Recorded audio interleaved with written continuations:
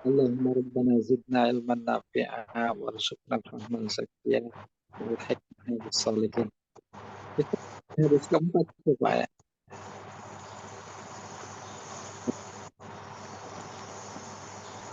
Al-Hadisur Rabi yang keempat, An Abi Abdurrahman, dari seseorang bernama Abdurrahman.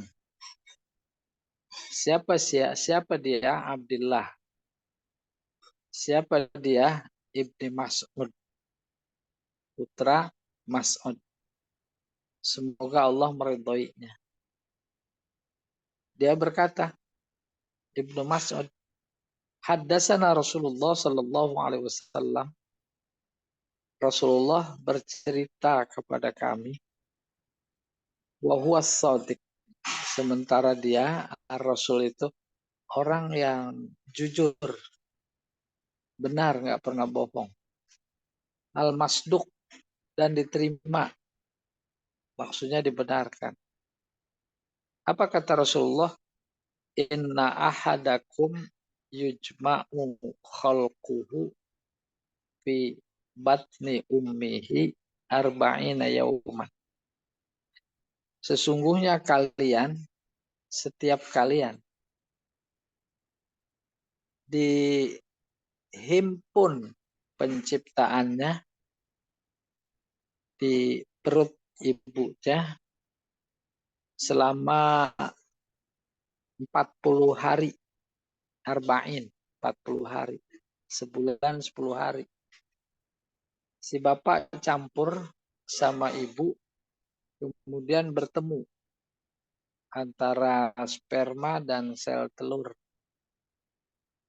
Berlangsunglah 40 hari. Itu arba'ina yauman. Maka kemudian setelah 40 hari, itu materi awalnya adalah nutfah,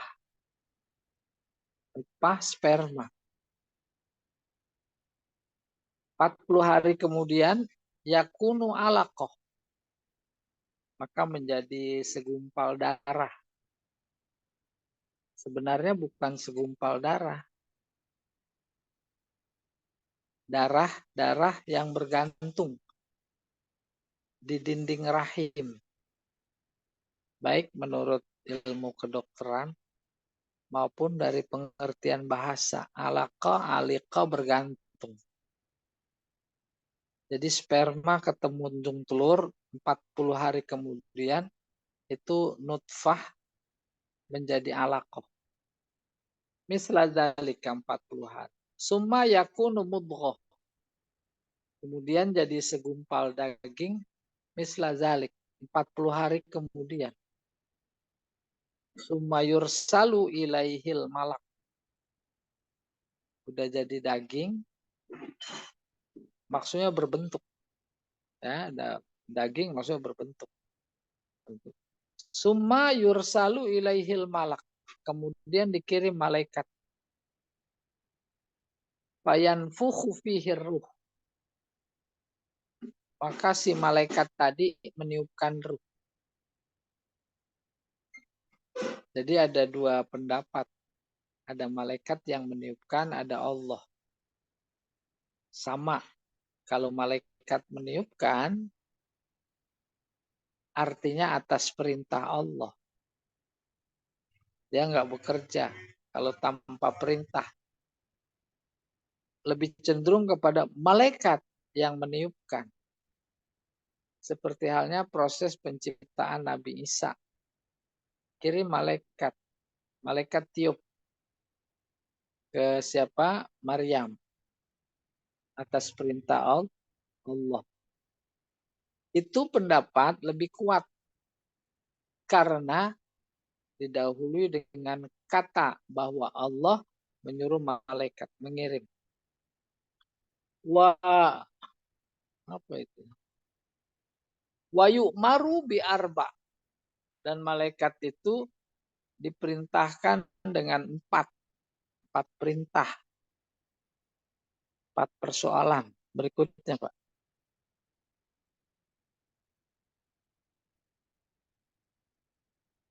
4 kalimat.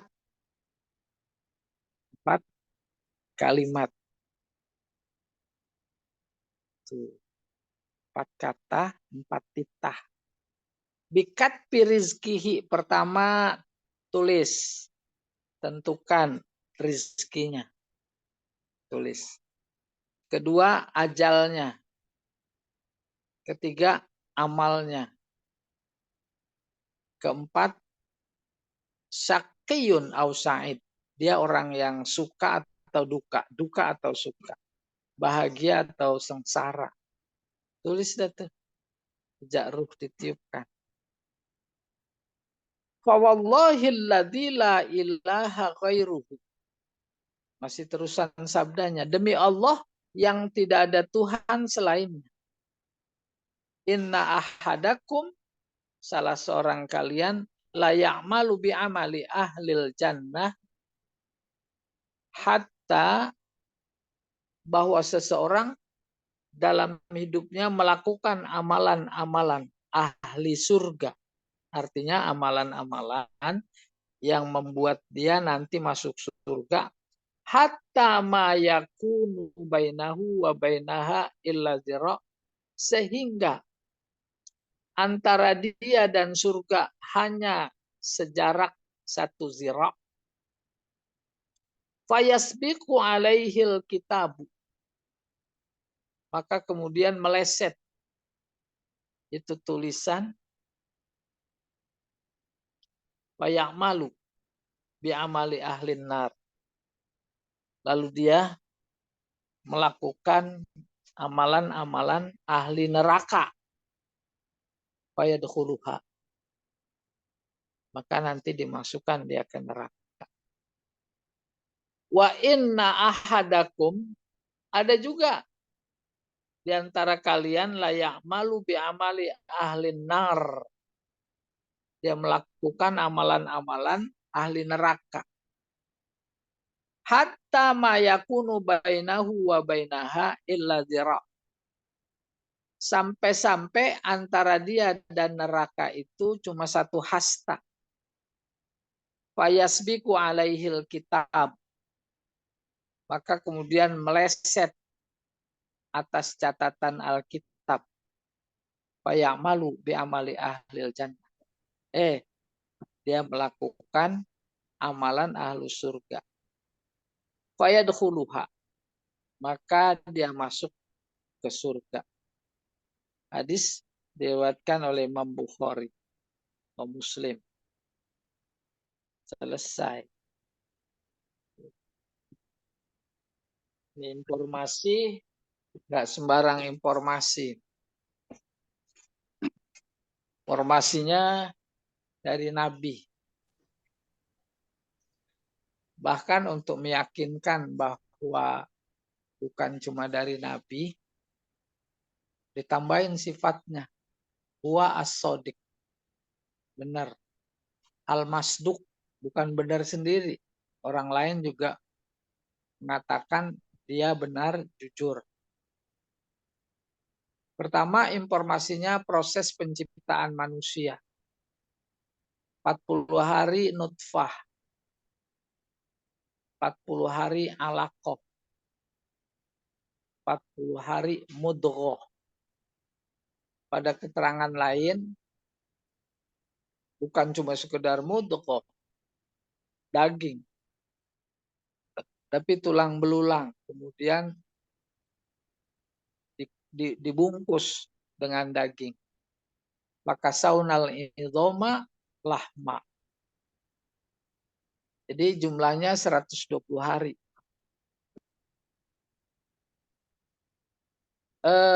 Hubungan suami istri lalu lewat 120 hari. Itu udah kelihatan prosesnya. Baru dikirim malaikat. Ditiupkan ruh.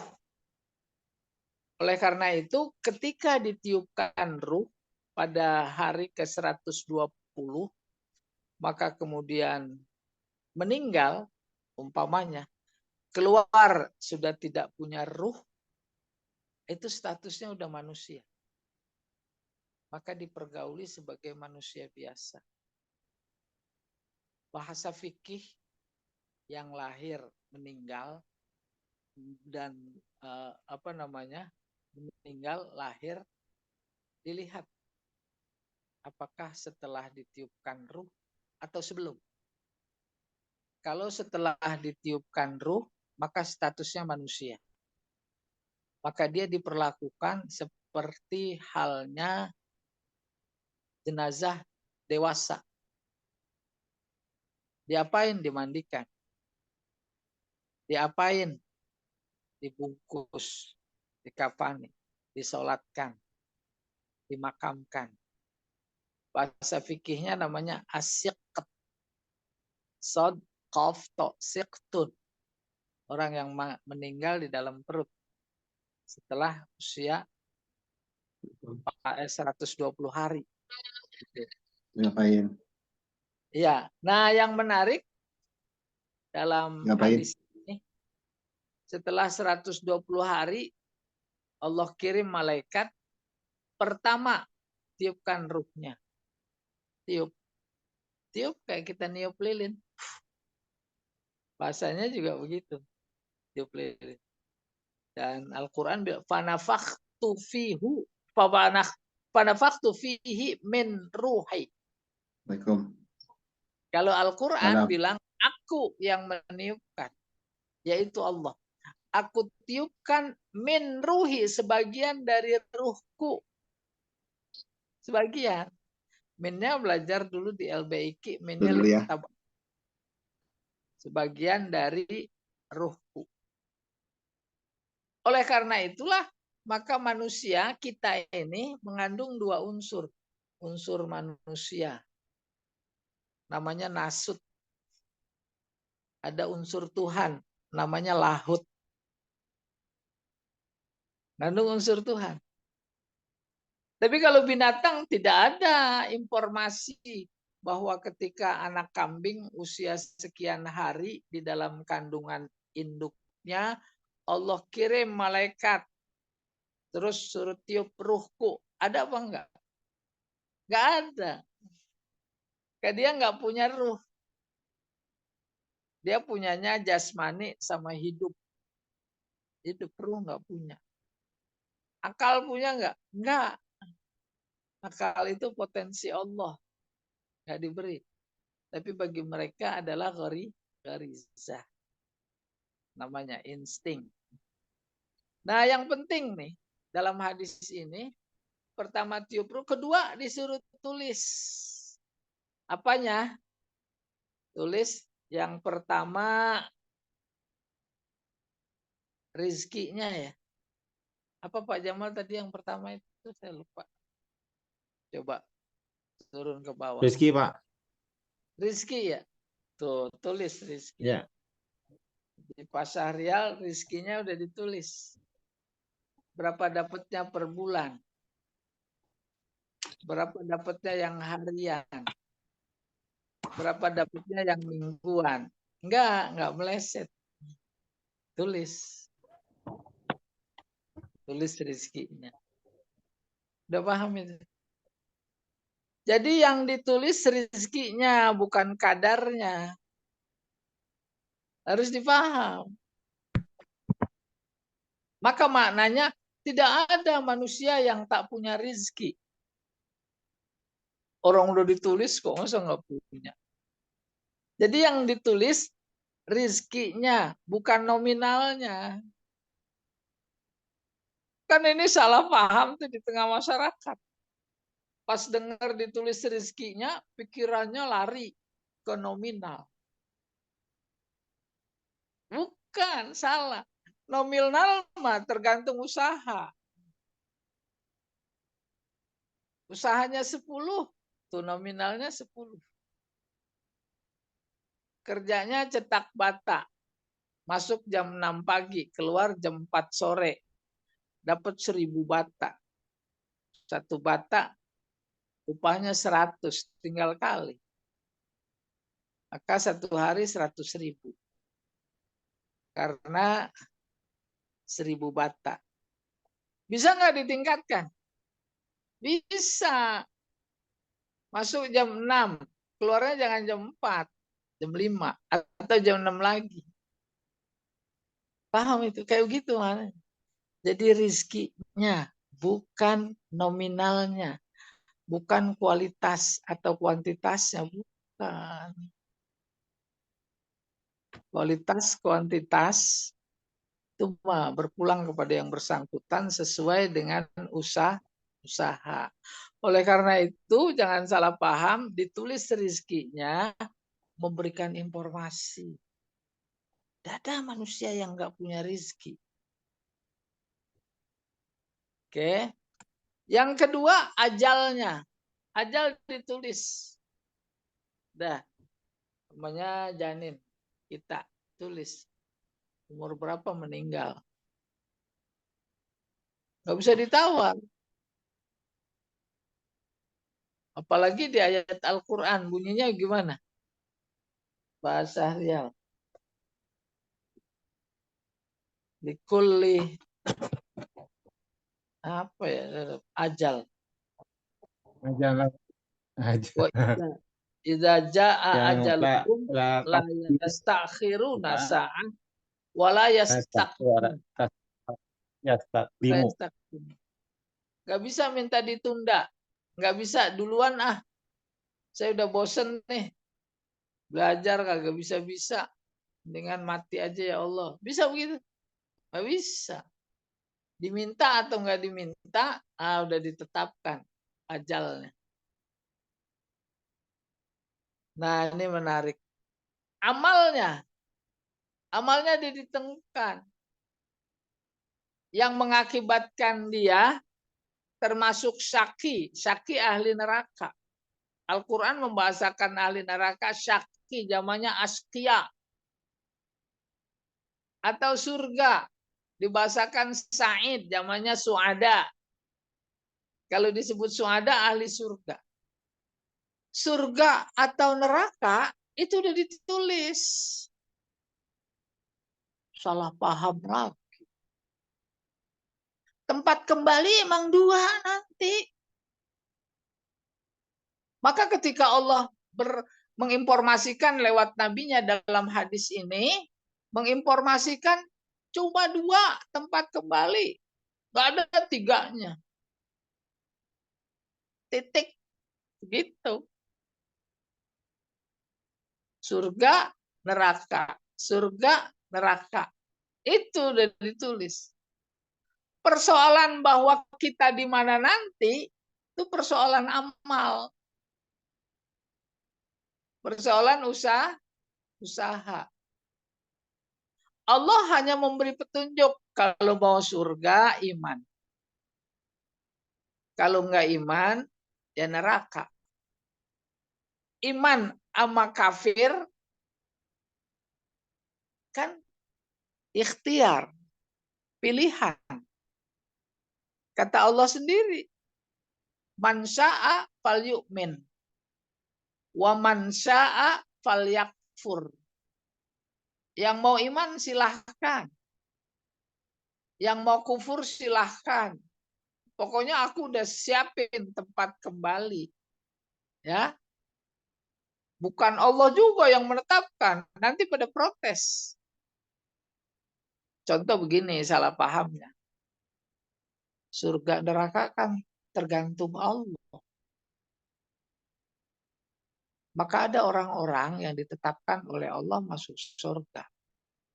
Pada saat yang sama, ada juga orang-orang yang ditetapkan masuk neraka. Nanti yang ditetapkan masuk neraka protes. Ya Allah, kenapa aku ditetapkan masuk neraka? Kau siksa pula. Kenapa? Dia ditetapkan masuk surga. Kan. Jadi sebenarnya informasi bahwa tempat kembali kita nanti setelah mati emang cuma dua. Surga, neraka. Terserah kalian mau pilih yang mana. Itulah firman-Nya, man syaa fal yu'min wa man syaa fal yakfur. Apa maknanya? Usaha. Oleh karena itu kita hubungkan dengan hidayah. Hidayah itu usaha. Hidayah itu bukan hadiah cuma-cuma. nih aku kasih dia jadi soleh. Nih aku kasih nih dia jadi durhaka. Bukan. Itu bukan sifat Tuhan yang begitu. Sebab logika akal saja yang kita di mana diberikan akal berkata, loh kok semau-maunya Tuhan? Sehingga kalau kemudian atas dasar itu ada orang disiksa, maka itu berseberangan, bertentangan dengan sifat Tuhan yang Rahman Rahim.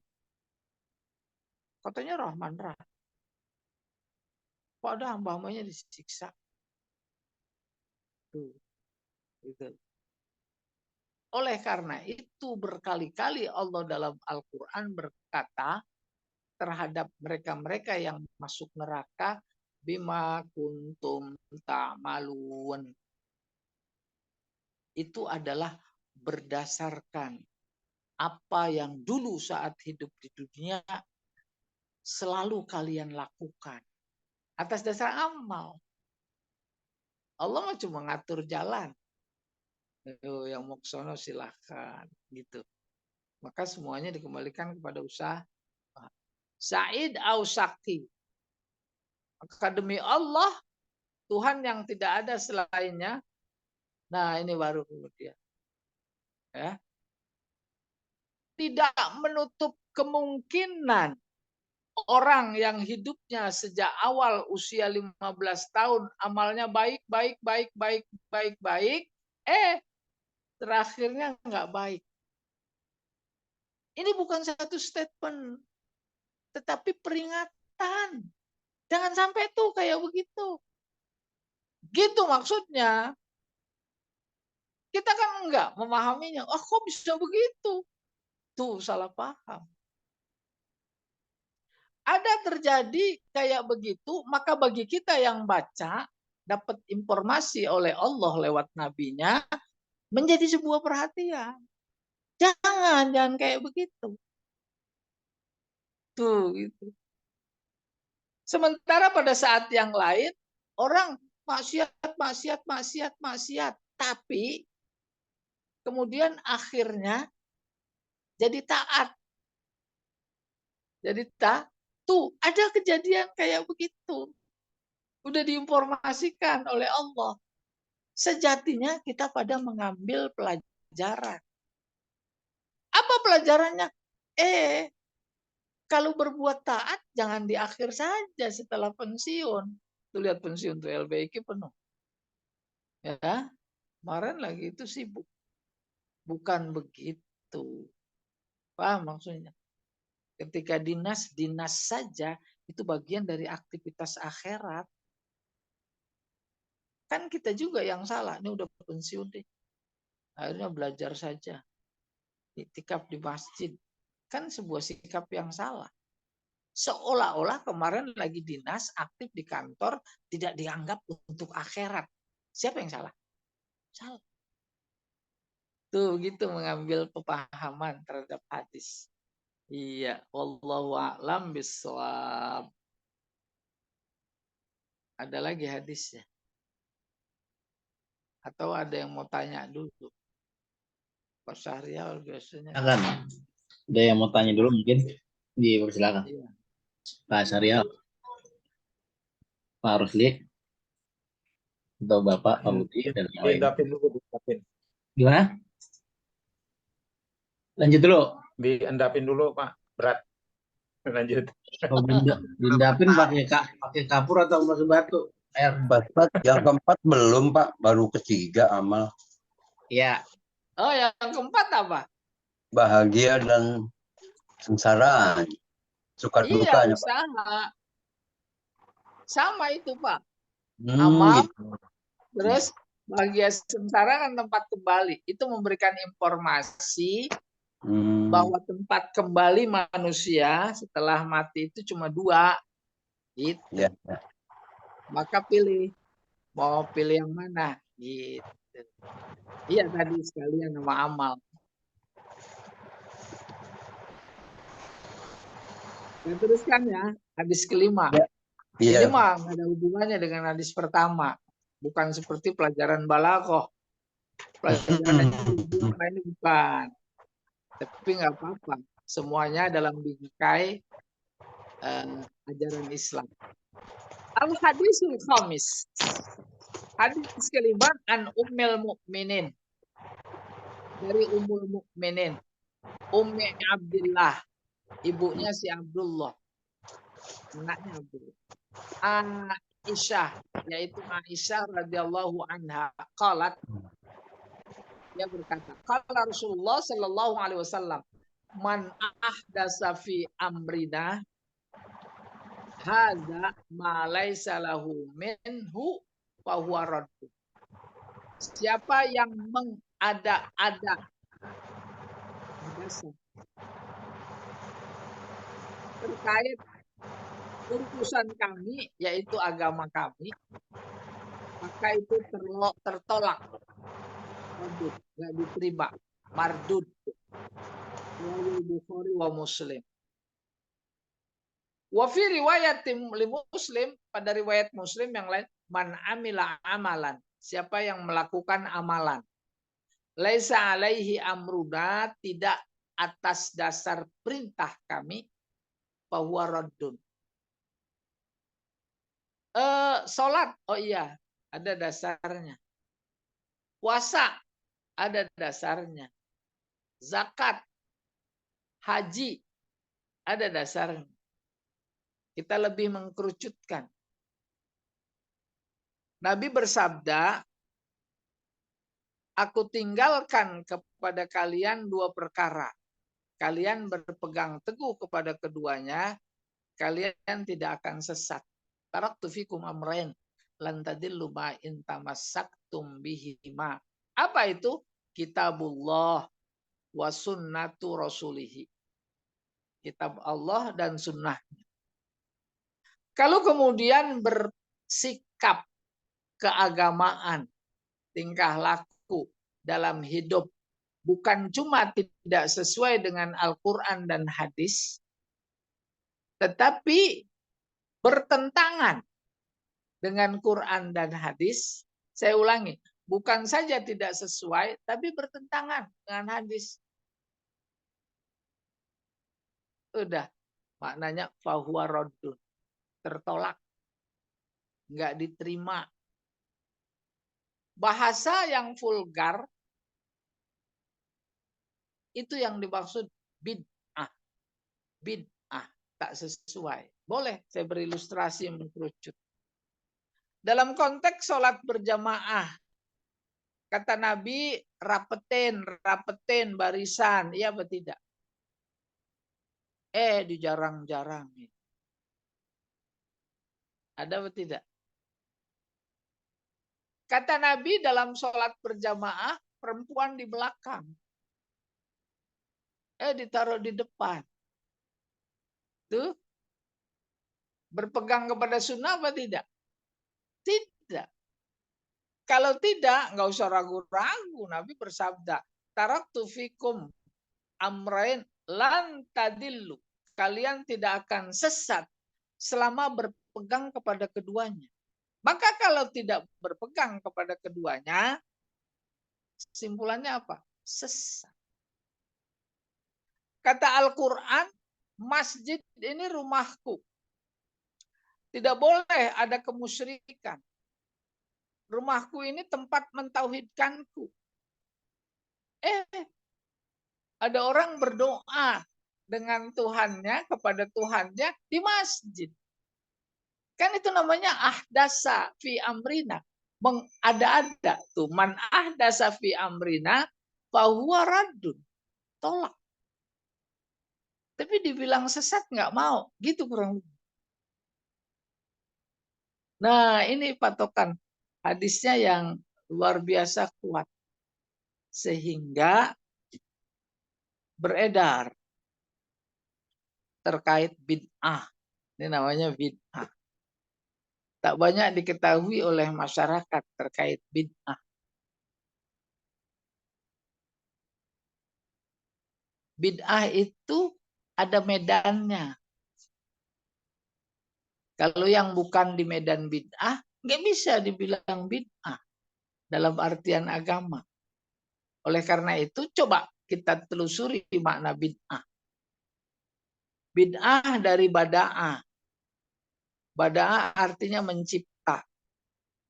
Mencipta apa? Apa saja. Yang penting ciptaan itu baru. Yang sebelumnya belum ada.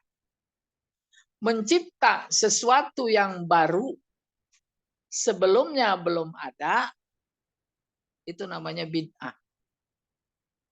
Maka Allah menyebut dirinya Badi' yang menciptakan dan ciptaannya baru.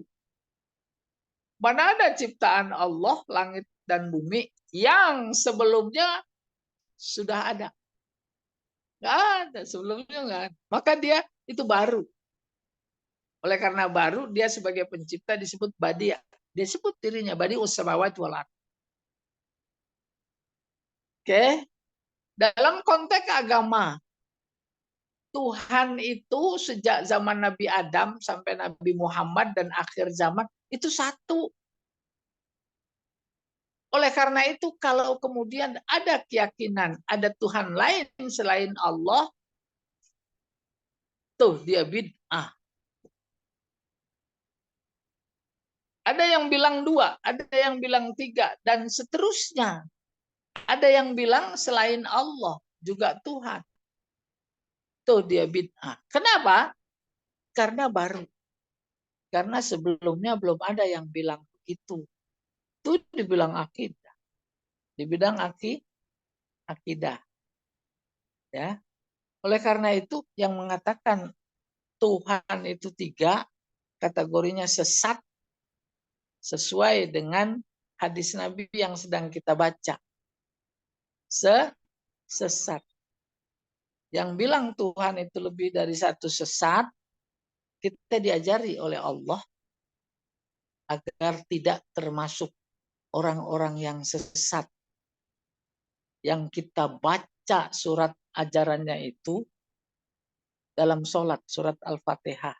Ihdinas siratal mustaqim, siratal ladzina an'amta alaihim, ghairil maghdubi alaihim, waladdallin. Maghdub, orang-orang yang dimurkai. Siapa? Yahudi. Karena diberi begitu banyak nikmat, tidak disyukuri, akhirnya Allah murka. Dolin Nasrani. Karena Tuhan yang dibawa oleh Nabi Isa, ajarannya, itu 1, kemudian dibilang 3. Sesat. Dolin. Yang kedua, di bidang agama, di bidang ibadah. Ibadah secara garis besar terbagi 2. Ada yang mahdoh. Sholat, zakat, puasa, haji, nikah itu mahdoh. Apa kriterianya? Yang syaratnya, rukunnya, tata caranya, waktunya, itu dari Allah semua. Itu namanya mahdoh. Kalau ada yang mengada-ada selain yang telah ditetapkan, itu namanya bid'ah.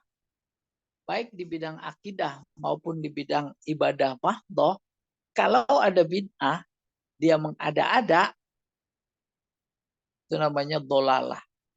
Di situ yang dimaksud kullu bid'ah dolalah. Wa kullu dolalah finnar. Finnar. Salat subuh 2 rakaat, ditambahin 3. Bid'ah. Dolalah. Malaisa amruna, yang bukan dari kami, fahuwa raddun. Ditolak. Pergi haji ke Mekah. Itu ibadah mahdoh. Dia tukar jadi ke Indramayu. Kalau dulu mau ke Parung.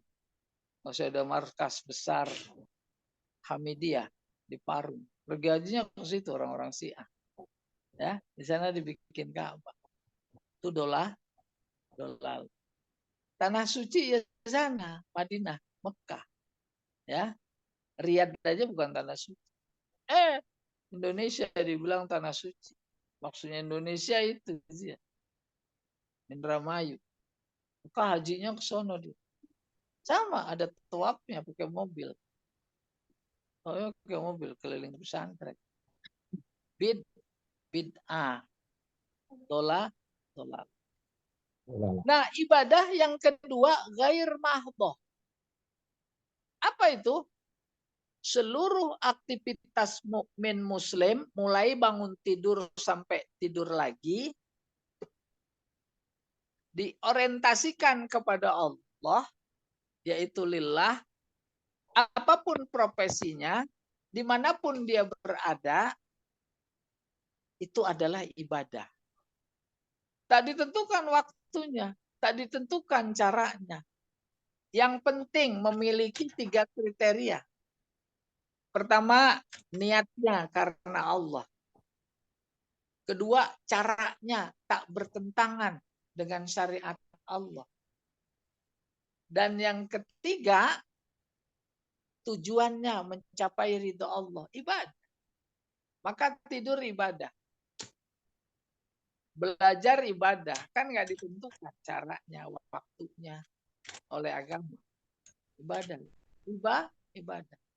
Dalam konteks ibadah yang ghair mahdhah ini, secara teknis manusia, siapapun dia, si mukmin itu diberikan kebebasan untuk beraktivitas, menentukan waktu, memilih cara, menetapkan tujuan. Yang penting tadi, niat karena Allah, cara tidak bertentangan dengan Allah, dengan syariat Allah, tujuannya ibadah. Oleh karena itu, secara teknis diserahkan kepada manusia dan manusia berkreasi, kreasi yang ada pada manusia secara harfiah artinya bid'ah. Maka pertanyaannya bagus apa tidak? Bagus. Maka bid'ahnya namanya bid'ah hasanah. Bapak Ibu pergi haji, Nabi pakai onta. Pergi haji pakai onta. Hajinya ibadah mahdhah. Pakai ontanya juga ibadah. Ya dah? Ya ada. Dakwah dulu Nabi, langsung lisan. Sekarang kan media sosial luar biasa menjadi media dakwah. Apa bisa kemudian sebagai bid'ah, lalu dolalah, sesat. Padahal dia bagus, bermanfaat. Dalam konteks itu semua terangkum pada hadis Nabi yang berbunyi, antum a'lamu bi umuri dunyakum. Itu. Apa kata para ulama bi umuri dunyakum? Maksudnya soal teknis. Teknis itu mah boleh bid'ah sesuai dengan zaman. Kata Nabi, kata Islam, wanita tutup aurat. Nah, itu tutup aurat ibadah mahdhah, wajib. Tapi soal bagaimana cara menutupnya disesuaikan dengan budaya. Budaya itu kan bid'ah karena dia baru, kreasi. Kalau di sana cara busananya menurut budayanya. Kalau di Indonesia menurut budayanya. Tuh, ada bid'ah di sana. Aman, Pak Ustadz. Iya, silakan. Potong sebentar. Mahdo itu artinya apa, Pak Ustadz? Tulisannya mim ha ma dot ha ya, mahdo ya. Iya, mahdo itu artinya full, penuh. Penuh. Iya. Mas Aryal ngisi kolom penuh. Penuh itu mahdud. Isi bensin saat. Si bensin ya. Iya, kan mau Grab. Enggak, dia mah nggak pakai bensin. Oke, aman. Pakai kencing aja. Pak Ustadz, kok Uh-uh. istilah mahdo itu muncul kapan, Pak? Artinya gini, mahdo sama goiro mahdo gitu ya. Jadi Iya. mahdo itu ke arah wajib, ke arah ibadah, goiro mahdo itu selain ibadah gitu, Pak Ustadz ya. Karena ada Salah. orang mengkategorikan antara ibadah dan muamalah gitu, Pak Ustadz. Salah. Dalam pandangan Islam tak ada aktivitas mukmin muslim yang bukan ibadah. Itulah maksudnya wa ma khalaqtul jinna wal insa illa liya'budun. Mana aktivitas mukmin muslim yang bukan ibadah? Nah itu Pak Ustadz, ada orang yang mengklasifikasikan bahwa bukan mahdo ghairu mahdo, tapi ibadah dan muamalah. Jadi kalau dia nanya, oh ini bid'ah karena ini menyangkut ibadah. Nah yang ini muamalah. Kalau muamalah boleh bid'ah gitu Pak Ustadz. Muamalah ibadah apa bukan?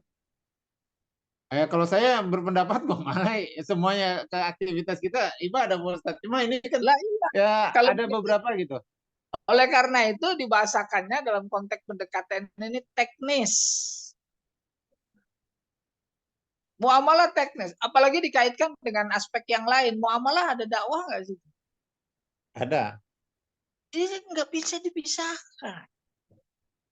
Cuma dari sekian ibadah-ibadah yang sebanyak itu baru dikelompokkan atas dasar yang penuh otoritas Allah. Apa itu? Pertama rukun, syarat, rukun, tata cara, waktu. Itu kan otoritas Allah. Tapi kalau Allah tidak intervensi di situ, tetap ibadah juga. Itu yang dikategorikan sebagai ghair mahdoh. Maka masuk di dalamnya muamalah. Muamalah kan bisa juga bisa politik. Politik muamalah. Bisa juga bisnis muamalah. Bisa juga cari rizki. Bagian dari muamalah. Begitu, lihat pendekatannya mana yang paling paling representatif. Iya Pak Ustadz, artinya gini, saya kan sering juga diskusi gitu ya. Jadi ada terutama Salafi yang ngaku-ngaku Salafi Pak Ustadz. Jadi dia tuh ya ibaratnya dia nggak mengerti mahdo ghairu mahdo, dia cuma ngerti kayaknya tuh bahwa dipisahkan antara ibadah setiap yang hubungannya dengan yang namanya sholat dan sebagainya, ya itu udah ada aturan nggak boleh ditambah-tambah. Jadi kan dia yang ahlul bidah lah gitu. Nah ini kan kembali ke tadi kan tadi ibaratnya kapan kita mengambil definisi mahdo ghairu mahdo terus kemudian tadi muamalah, karena kalau kita katakan tadi misalnya kita ngomongin bid'ah harusnya bukan masalah muamalah atau ibadah ya Pak Ustadz ya, tepatnya justru ada mahdo ghairu mahdo gitu Pak Ustadz ya.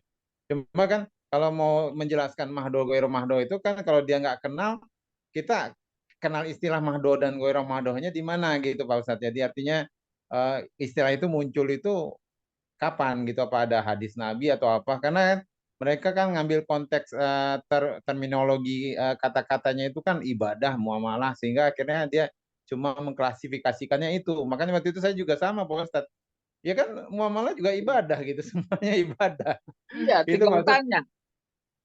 tinggal tanya. Kalau klasifikasinya ibadah sama muamalah, itu kan mengandung indikasi muamalah bukan ibadah. Berani bilang begitu, muamalah bukan ibadah. Muamalah dalam konteks ini umpamanya niaga. Niaga itu ibadah.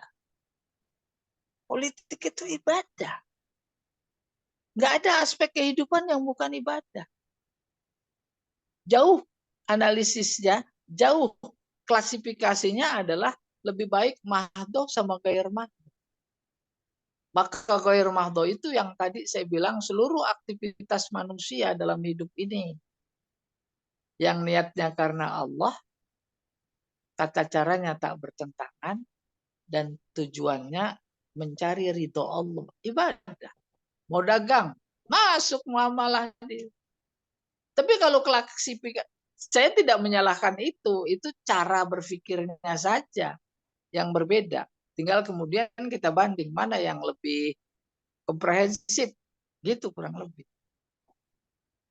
Kalau saja dibagi Kalau mahdoh, ibadah sama muamalah, maka ada kesan, oh kalau muamalah bukan ibadah, kan menjadi berbahaya.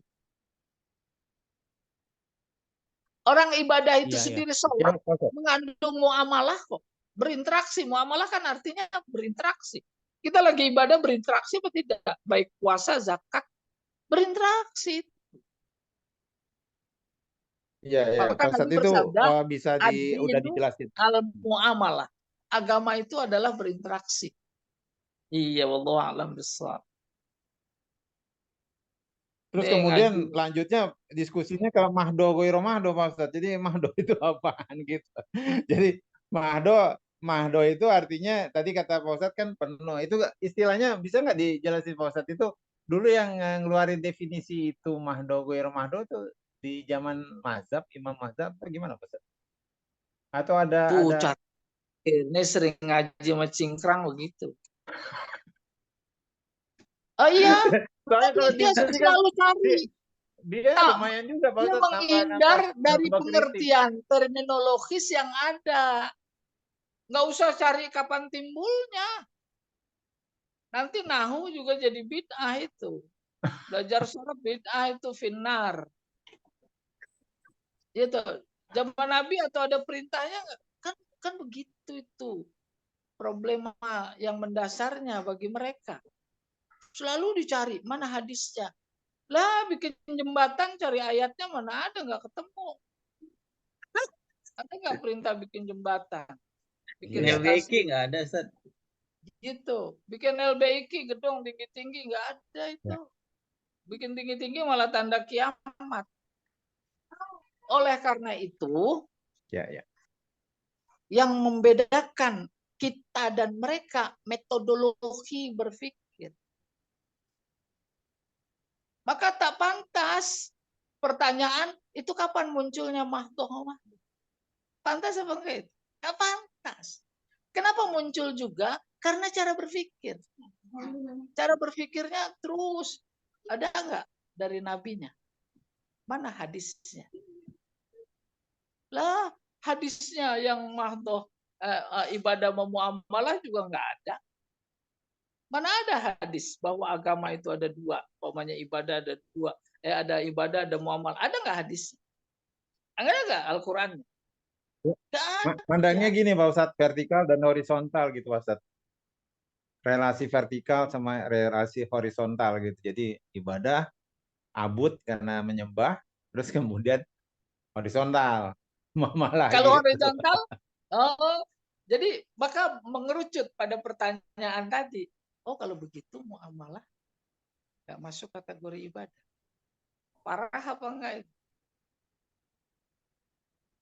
Iya. Udah itu Bebas. adalah ibadah. Jadi semuanya tuh kegiatan. Jadi yang membedakan itu metodologi. Metodologi berpikir. Maka ketika habis sholat, Assalamualaikum jamaah, dia kabur. Apa dasarnya? Apaan itu? Habis meninggal ada 3 hari, ada 7 hari. Nggak ada itu. Kan begitu aja dia. Semua begitu. Iya. Wallahu a'lam bishawab. Ya. Pak Ustadz, satu Ya. lagi Pak Ustadz. Pertanyaannya yang tadi yang redaksi tulisan hadis man ahdasa tadi man ahdasa Fi amrina. itu ada haza itu coba Pak Ustadz. Man ahdasa fi amrina hada itu bisa nggak Pak Ustadz kan saya lagi belajar SNU Pak Ustadz. Jadi saya juga agak bingung nih, ini kenapa ada hada itu fungsinya apa gitu. Jadi man ahdasa fi amrina hada itu fungsinya apa? Badal atau apa? Apa taukid Pak Ustadz? Fi amrina haza. Man ahdasa haza fi amrina gitu takdir. Jadi maf'ul. Maf'ul kalau bentuknya kan isyarah. Isyarah. Ya. Terus dijelaskan dengan jumlah berikutnya. Apa maksudnya? Laisa minhu. Oh. Yang bukan bagian darinya. Bagian dari haza. Haza maksudnya adin. Adin, ya. Ya Allah a'lam bishawab. Pak Jamal, kita ada jam 3 ya? Jam ketiga tidak ada, Ustaz. Oh iya. Ya, Tidak ada. alhamdulillah. Jadi bisa kondangan, Ustaz. Makanya, undangan ada 2 ini. Makanya saya udah tahu. Ingat Baik. aja. Ya, ya. Ada Jazakallah. yang disampaikan Pak Rusli? Ada? Pak Budi? Bu Ya. Sofian? Silakan kalau ada yang disampaikan sebelum kita tutup. Tidak jelas. Sudah cukup. Cukup ya? Pak Baik. Budi. Iya. Baik Bapak dan Ibu jamaah kajian hadis yang ini kajian kita pada pagi hari ini. Semoga kita mendapatkan ilmu dan bertambah keimanan kita. Amin. Dengan membaca kafaratul majlis. Subhanallah wa bihamdika. Abdika. Asyhadu an Assalamualaikum warahmatullahi wabarakatuh. la ilaha illallah. Waalaikumsalam. Terima kasih. Terima kasih Pak Ustadz.